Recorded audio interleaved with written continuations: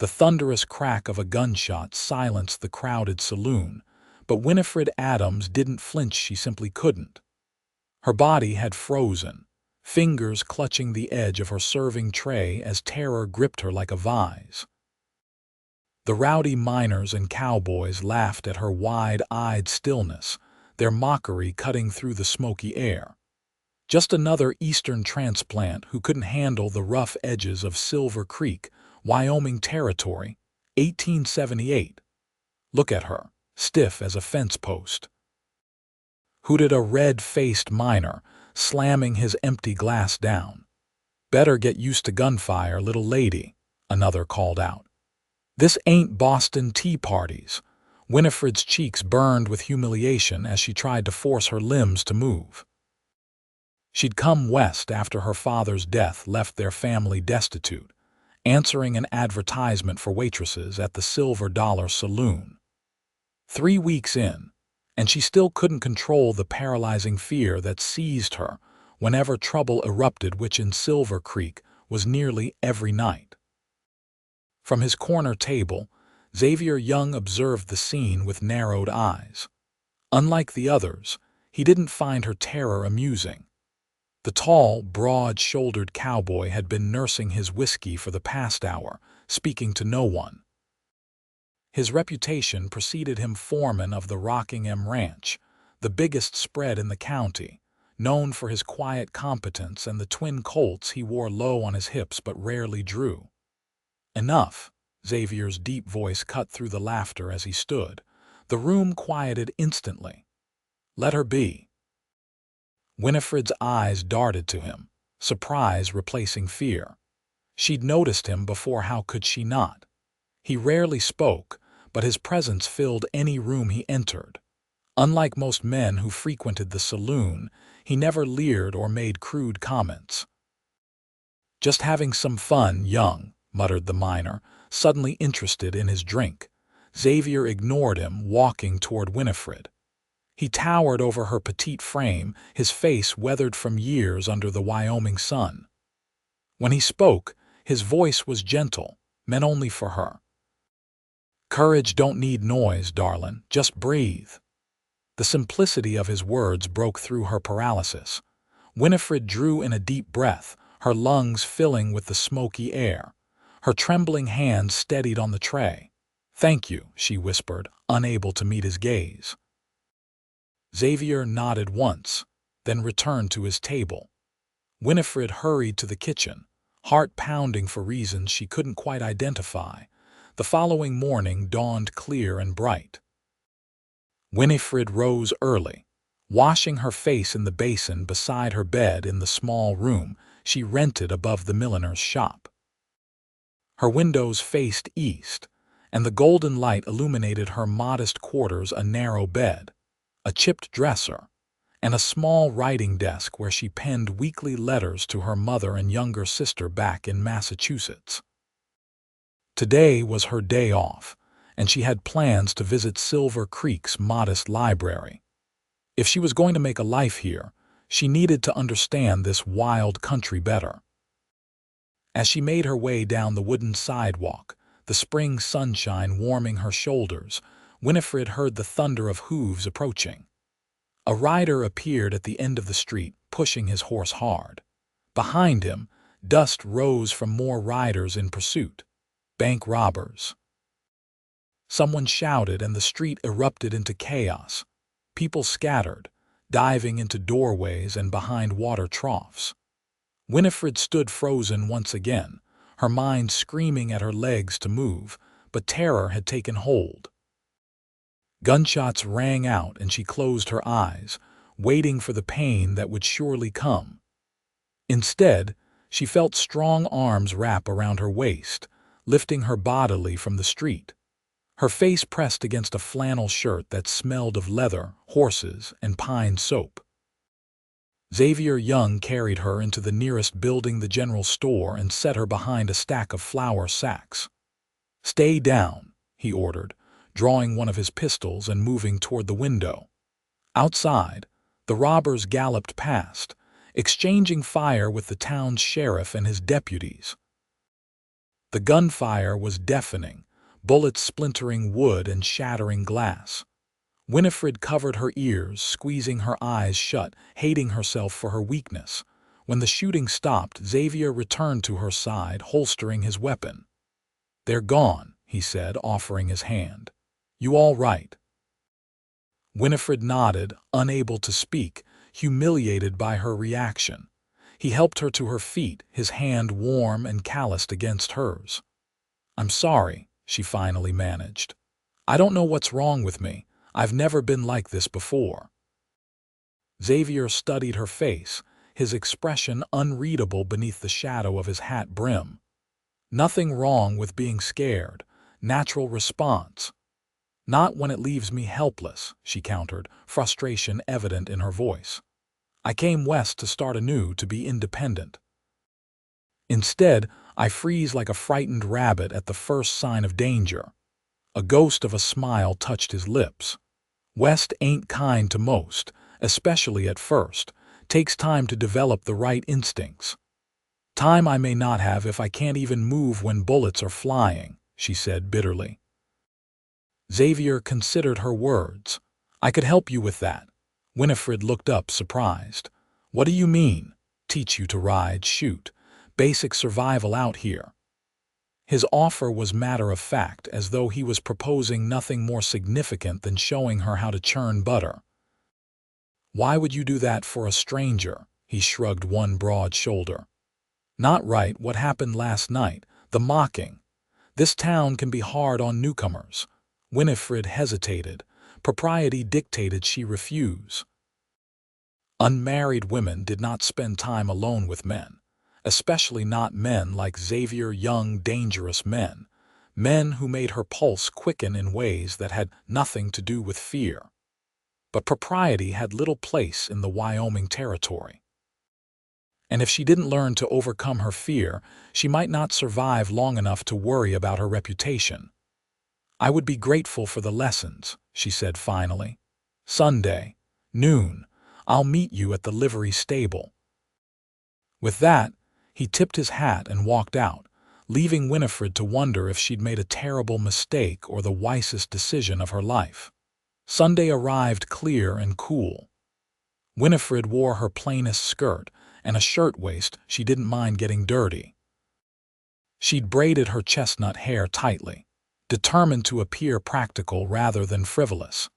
Xavier was waiting at the livery as promised, leading a gentle-looking mare with a dappled coat. He wore the same clothes she always saw him in: worn denim pants, flannel shirt, leather vest, and his ever-present hat, but something about seeing him away from the saloon made him seem different. Less intimidating, perhaps, though no less imposing. "Ever ridden before?" he asked after a brief greeting. "Only side saddle, and not since I was a girl," he nodded, unsurprised. "Out here you ride astride or not at all, more control that way." For the next 2 hours, he taught her the basics of Western riding: how to mount properly, how to hold the reins, how to use her legs to guide the horse. His instructions were clear and patient, his hands occasionally correcting her posture with impersonal efficiency. When she finally urged the mare into a trot, then a gentle lope around the corral, Winifred felt a surge of accomplishment. The wind in her hair, the rhythmic movement beneath her, it was exhilarating. "You're a natural," Xavier commented when she returned to him, breathless and smiling. "It's wonderful," she admitted. "I feel free." Something flickered in his eyes, approval perhaps, or understanding. "That's the West for you, dangerous but free." After the riding lesson, he led her to a small clearing behind the stable where he'd set up several bottles on a fence rail. "Can't ride without knowing how to protect yourself," he said, unholstering one of his pistols. "This is a Colt Peacemaker, simpler than most, reliable." He demonstrated the proper stance, how to load and cock the weapon, how to aim. When he fired, the bottle exploded with a satisfying crash. Winifred jumped at the sound, but less violently than she would have days before. When he handed her the gun, she was surprised by its weight. Standing behind her, Xavier adjusted her grip, his chest warm against her back. "Both eyes open," he murmured near her ear. "Breathe in, then out slow. Squeeze, don't pull." Her first shot went wild. Her second nicked the rail. By the fifth, she managed to hit a bottle, and the sense of accomplishment was even greater than it had been with the riding. "Not bad," Xavier said, and she could hear the approval in his voice. "Practice will make you steady." As they walked back toward town, Winifred gathered her courage. "May I ask you something, Mr. Young?" "Xavier," he corrected. "And yes. Why aren't you afraid when the shooting starts, when danger threatens? You never flinch." He was quiet for so long she thought he might not answer. Finally he spoke, his voice low. "I've been afraid plenty. Fought for the Union in '65, just a boy of 18. Saw things no man should see. After that, fear becomes different, not gone, just channeled." Winifred absorbed this. "The war ended 13 years ago. You couldn't have been more than 30 now." 31, he confirmed. "War ages a man beyond his years." They reached the edge of town, and Xavier stopped. "Same time next Sunday," Winifred nodded, surprised by how much she was looking forward to it. "Thank you, Xavier." He tipped his hat and turned away, but not before she caught a glimpse of something in his eyes, something that made her wonder if these lessons might lead to more than just practical skills. Over the following weeks, their Sunday lessons became the highlight of Winifred's existence.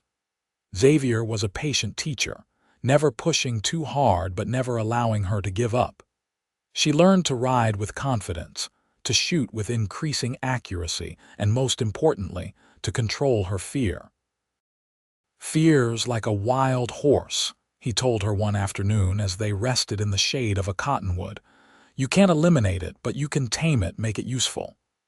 "Is that what you did?" "After the war," Xavier nodded, his gaze distant. "Had to. Came west with nothing but nightmares and a restless spirit. Found work as a ranch hand, learned to channel that energy into something productive." "And now you're a foreman," Winifred observed. "That's quite an accomplishment," he shrugged, uncomfortable with the praise. "Just did the work that needed doing." Their conversations grew more personal with each passing Sunday. Winifred told him about her father, a bookkeeper whose careful investments had been wiped out in the panic of '73, leaving the family destitute upon his death. She spoke of her mother and sister, still struggling in Massachusetts, dependent on the money Winifred sent home each month. Xavier shared less readily but revealed bits and pieces of his past, his childhood in Pennsylvania, his time in the war, his journey west seeking something he couldn't name. It wasn't until their 6th Sunday together that disaster struck. They had ventured further from town than usual, riding along a creek that wound through a small canyon. Winifred had grown confident enough on horseback that Xavier suggested they explore beyond their usual training grounds. The day was perfect, clear blue sky, wildflowers dotting the grassy slopes, the gentle sound of water flowing over rocks. Winifred felt more at peace than she had in months, perhaps years. They dismounted to rest the horses near a pool fed by a small waterfall. Winifred removed her hat, wiping her brow. "It's beautiful here," she said, taking in the scenery. "I never imagined Wyoming could be so lovely." Xavier watched her, a softness in his expression she rarely saw. "Territory's got its charms if you know where to look." Something in his tone made her glance at him, and for a moment they simply looked at each other. Winifred felt a flutter in her chest that had nothing to do with exertion. The moment was shattered by a rattling sound that froze her blood. Xavier's expression shifted instantly from warmth to alert tension. "Don't move," he said quietly.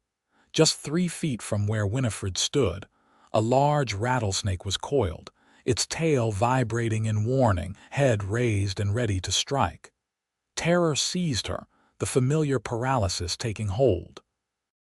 But this time she remembered Xavier's teachings. Breathe in, breathe out. Her mind raced, but her body remained still. Good, Xavier murmured, seeing her control. Now, very slowly, step backward, one step at a time. Winifred forced her leg to move, taking a careful step away from the snake. Then another. The rattling intensified. It's going to strike, she whispered, panic rising. No, it's not, Xavier said firmly. It's warning us. Respect that warning, move slow, and it'll let us be. 3 more steps and she was clear of immediate danger. Xavier moved then, positioning himself between her and the snake, guiding her further away until they reached their horses. Once safely mounted, Winifred began to shake, delayed reaction setting in. But unlike before, the fear hadn't immobilized her when it mattered. I did it, she said, wonder in her voice. I was terrified, but I moved.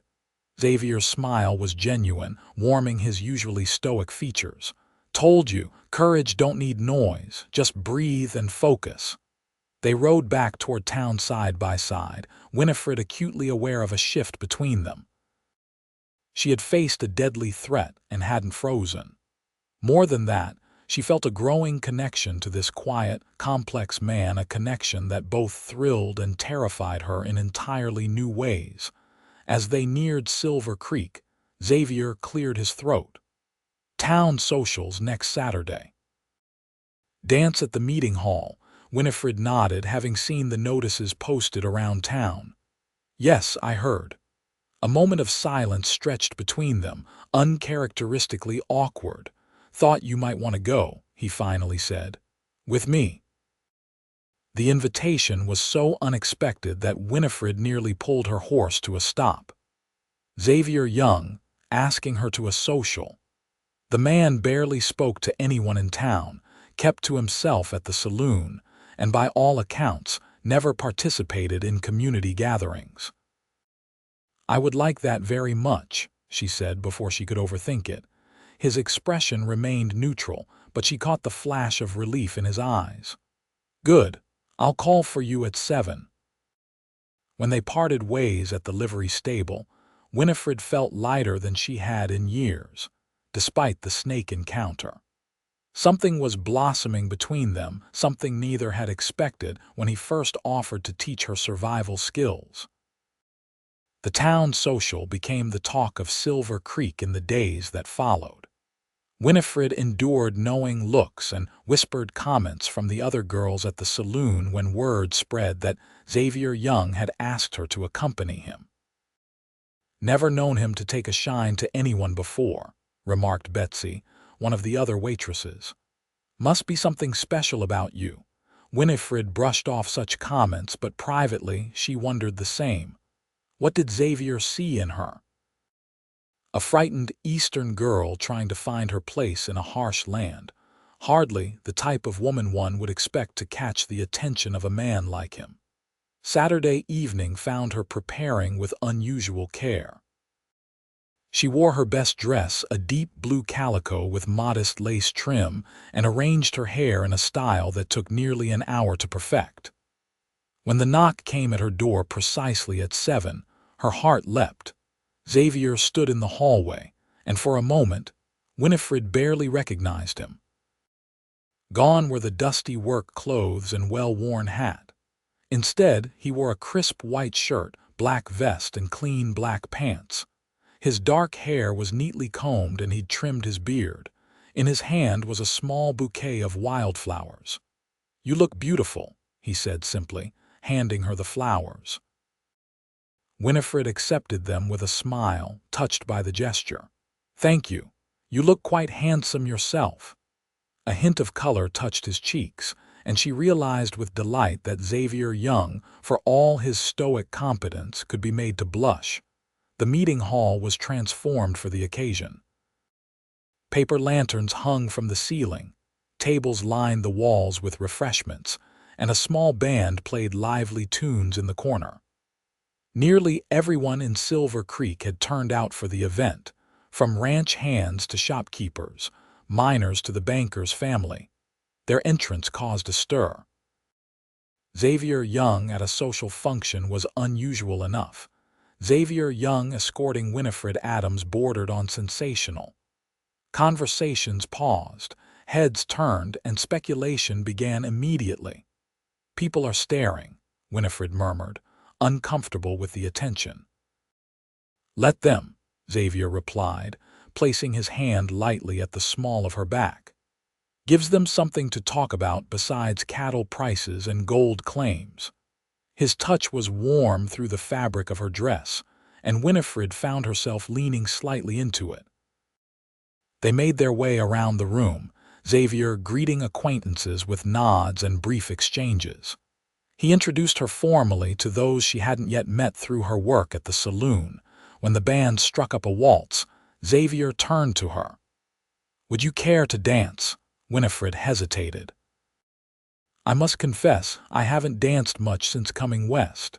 Makes two of us," he said with a half smile, "but I reckon we can figure it out together." On the dance floor, his hand settled at her waist, the other clasping hers. They moved together with surprising ease, finding rhythm in the music and in each other. Winifred was acutely aware of his proximity, the scent of pine soap and leather that seemed to cling to him even in his good clothes. "You dance well for a man who claims not to practice," she observed, looking up at him. "Had a mother who insisted her son know how to waltz properly," he admitted. "Seems some lessons stay with you." As they circled the floor, Winifred caught snippets of whispered conversation speculation about their relationship, comments on the unlikely pairing of the quiet foreman and the Eastern girl. Some were kind, others less so. "Don't pay them any mind," Xavier said, reading her expression. "Small towns run on gossip." "I'm used to it by now," Winifred assured him, though the whispers still stung. "Since my first day at the saloon, I've been the subject of talk." "First day," he raised an eyebrow, "when you froze at the gunshot." She nodded, embarrassment coloring her cheeks at the memory. "They called me statue girl for weeks, said I'd never last out here." Xavier's jaw tightened. "Yet here you are, proving them wrong." "Thanks to you," she said softly. "Your lessons have changed everything for me." The music slowed, and Xavier drew her a fraction closer. "You had the courage already, just needed to find it." Their gazes held, and Winifred felt a flutter of anticipation. Around them, couples continued to dance, the room filled with laughter and conversation, but in that moment it seemed to Winifred that they were entirely alone. The spell was broken by a commotion at the entrance. 3 men stumbled in, clearly drunk and looking for trouble. Winifred recognized them as miners from the northern camp, rough men with a reputation for violence when liquor was involved. "Evening, folks," called the tallest of the 3, swaying slightly. "Room for a few more at this fancy shindig." The music faltered as people turned to look. Sheriff Miller stepped forward, his hand resting near his gun. "Evening, Hawkins. Think you boys might be better off heading back to your camp. This is a family gathering," the miner sneered. "Family gathering? In a town with more saloon girls than proper ladies." His gaze swept the room, landing on Winifred. "Speaking of which, ain't that the jumpy one from the Silver Dollar, the one who can't handle a little gunfire?" Xavier stiffened beside her, but Winifred placed a gentle hand on his arm. The old fear was there, churning in her stomach, but it didn't control her anymore. "Excuse me," she said to Xavier, then walked directly toward the miners, stopping a few feet away. "Yes, Mr. Hawkins, I am that jumpy one, as you put it," she said, her voice clear and steady. "And you're right, when I first came to Silver Creek, gunfire terrified me. It still does, truth be told." The miner looked taken aback by her direct approach. Around them, the room had gone silent. "But you see," Winifred continued, "I've learned something important since then. Courage isn't about not being afraid. It's about facing your fears and moving forward anyway." She took another step closer, looking the man directly in the eyes. So yes, loud noises frighten me. Violence frightens me. Men who use their size and strength to intimidate others frighten me. But I'm still here, still standing, and I don't intend to let fear or men like you drive me away from the life I'm building.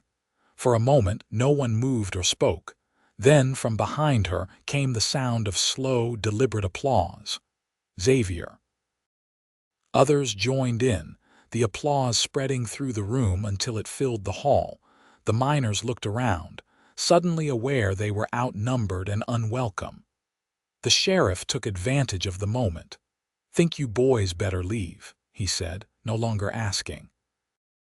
Hawkins glared at Winifred, then at the room at large. "Come on, fellows. Place is too fancy for our tastes anyway."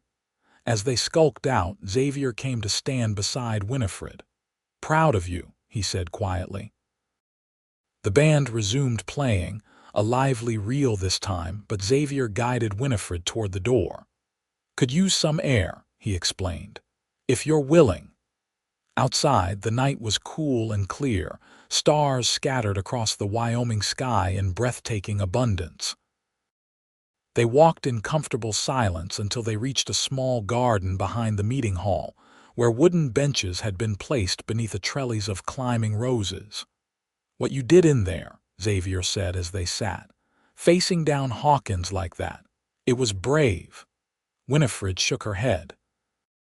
"I was terrified the entire time. My knees were shaking." "Yet you stood your ground. That's the definition of courage." She smiled, looking up at the stars. "I had a good teacher, someone who showed me that courage doesn't need noise, just breathe and focus." Xavier turned toward her on the bench, the moonlight casting shadows across his face. "Winifred," he began, then hesitated.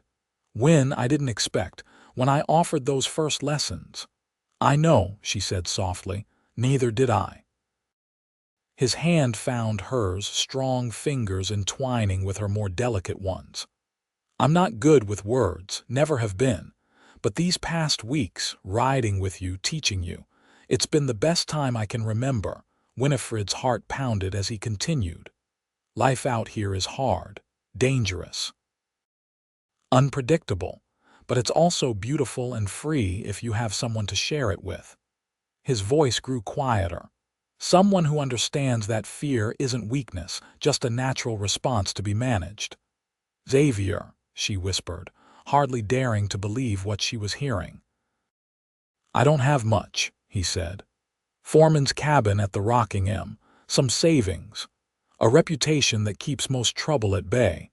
It's not the life you had back east," but Winifred silenced him by placing her fingers gently against his lips. "The life I had back east is gone. The life I want is here, has been ever since a quiet cowboy told me that courage doesn't need noise, just breathe." Xavier's smile transformed his face, erasing years of solitude and caution. He leaned forward slowly, giving her time to withdraw if she wished. Instead, Winifred met him halfway, her lips touching his in a kiss that felt like coming home.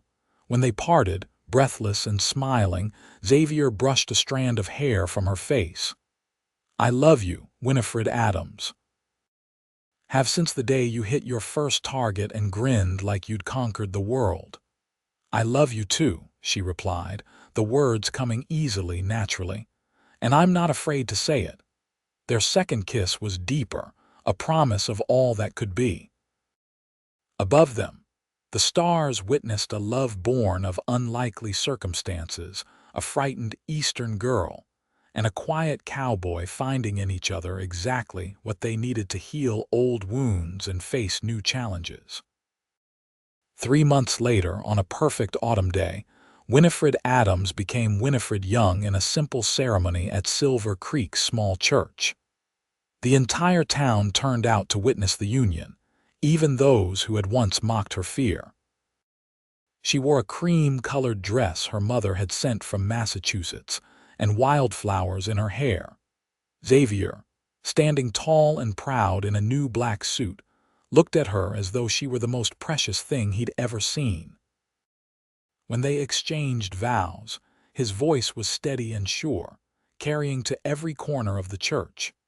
Their life together began in the foreman's cabin at the Rockingham Ranch, a cozy dwelling that Winifred transformed with colorful curtains, books, and the warmth of her presence. Within a year, Xavier was offered partnership in the ranch, recognition of his years of loyal service and his natural leadership. Winifred continued to grow stronger and more confident, learning to manage a ranch household, to ride long distances without tiring, to shoot accurately enough to defend herself if needed. The paralyzing fear that had once defined her became a distant memory, though she never forgot the lessons it taught her.